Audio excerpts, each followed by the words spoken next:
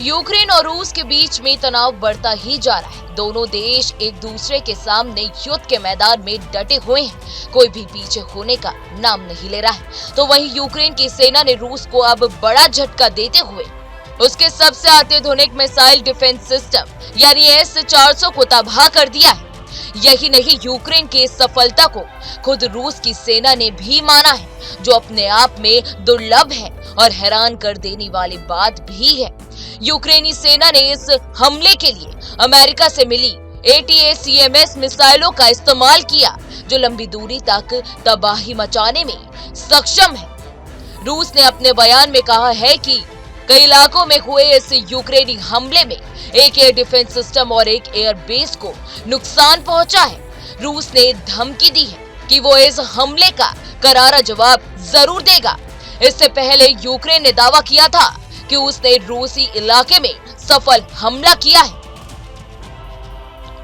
तो वहीं रूस अपने S-400 मिसाइल डिफेंस सिस्टम को अब तक अजय बताता रहा है, लेकिन अब यूक्रेनी हमले से उसकी पोल खुल गई है। रूस और यूक्रेन के बीच उस समय से तनाव बढ़ गया जब अमेरिका ने कीव को इन लंबी दूरी की मिसाइलों को इस्तेमाल की मंजूरी दी।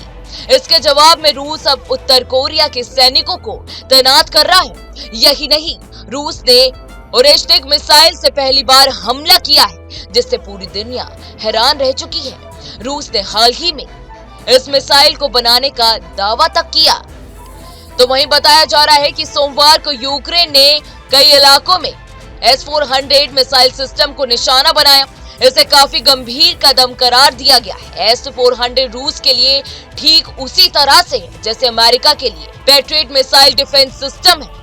रूसी रक्षा मंत्रालय ने कहा है कि 5 से 3 अमेरिकी मिसाइलों को मार गिराया गया है, लेकिन 2 मिसाइल एयरबेस को हिट करने में सफल रही। इससे S-400 के रडार को काफी नुकसान पहुंचाया है और सैनिक भी मारे गए हैं। इस बीच रूस ने जवाब में यूक्रेन पर रात भर में 200 से ज्यादा लड़ाकू ड्रोन भेजे।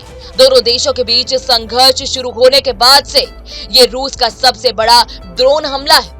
ये बात यूक्रेनी वायुसेना ने मंगलवार को साझा की है। वायुसेना ने एक बयान में कहा है कि ड्रोन के अलावा रूस ने 4 बैलिस्टिक मिसाइल भी दागी है। बयान में ये भी कहा गया है कि यूक्रेनी वायु रक्षा सिस्टम ने 17 क्षेत्रों में 70 से ज्यादा ड्रोन मार गिराए हैं, जबकि 90 से ज्यादा अन्य से संपर्क टूट गया है। बयान में कहा गया है कि 5 ड्रोन कथित तौर पर बेलारूस के साथ यूक्रेन की सीमा पार कर गए हैं।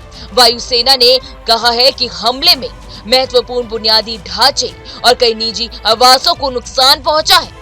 बहरहाल इस वीडियो में इतना ही। देश दुनिया के तमाम बड़ी खबरों के लिए आप हमारे साथ बने रहें और देखते रहें न्यूज़ नेशन।